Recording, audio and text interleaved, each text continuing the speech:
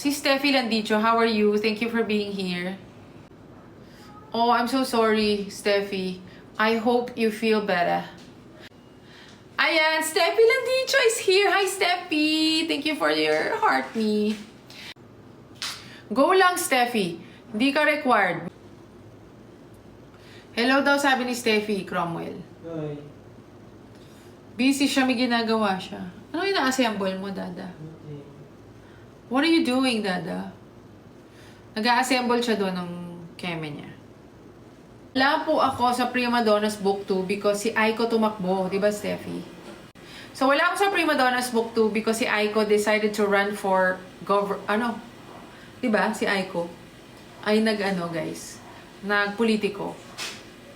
So, si Darcy, wala na rin. Okay din yun. Alam niyo kung bakit? Because dati yung mga lock-in, almost 2 months. Almost 2 months kang hindi makaka-uwi. Sa tagal mong titira doon, which is not fun. Hindi masyadong masaya. Thank you naman, Steffi, that I am able to help you feel better. Of course, we have a veterinarian who lives near us, who takes care of Tanjiro and Zoro. Hi, Doc. Di nanonood yun.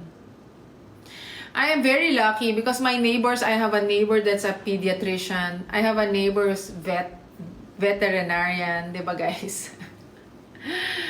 I have a dentist neighbor. I don't go to her, pero ang daming doktor sa village ko, di ba, guys?